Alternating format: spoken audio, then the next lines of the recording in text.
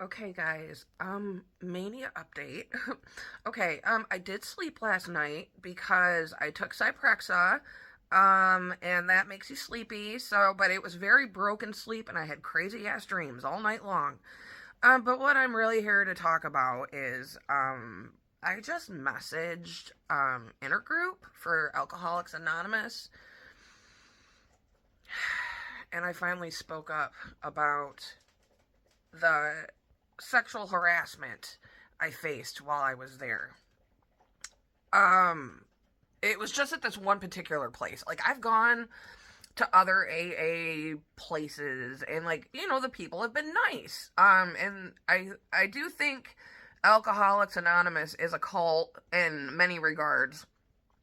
And I do think that a lot of people who go there are very good people and they have good intentions. And I think what they're looking for is fellowship, because that can help you sort of buy the time of when you're fiending for alcohol.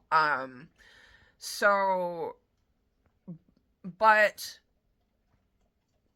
basically, I mean, I think I've talked about it on here before about what happened.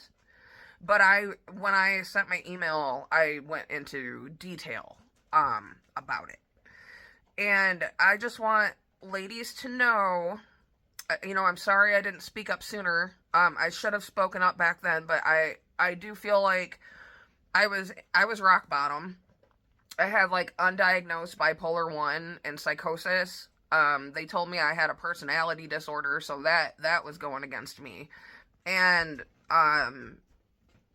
I would argue with the system about the personality disorder, and they wouldn't listen. So I didn't necessarily feel like they would listen in this case either, because they had me categorized as one of those people. There was never really any encouragement to change necessarily. I mean, they had these skills they would teach you, but it was more about there was a lot of shame about how bad you were. And one of the things, I was in a program called SAM, Substance Abuse Management Module, and I stayed sober for 7 years after that program. And that was during the DBT days. That was the one freaking little shining light in that whole situation was my SAM group. I loved those people like they were my freaking brothers and sisters. And because I was with them for a year and a half in this group setting. And I remember AA, I didn't want to sponsor her because even though she was my stupid DBT lady, she was still my caseworker. And she was, licensed or certified in substance abuse and stuff. So Alcoholics Anonymous wanted me to have a sponsor. I'm like, well, I don't really need a sponsor. I see my case manager 3 times a week, and so they didn't like that. And Puppy, okay, Trixie wants to say hi. She's she got a haircut. Say hi, Trixie. Yeah, she does this thing where she nudges with her nose, and that's what she was doing. She wants me to pet her.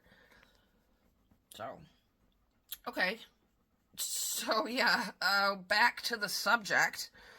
I finally came out, guys. I don't know what the consequences of that are gonna be, but I feel like I had to speak out finally because so many girls are court ordered to go to Alcoholics Anonymous, and they might face certain challenges when they're there. And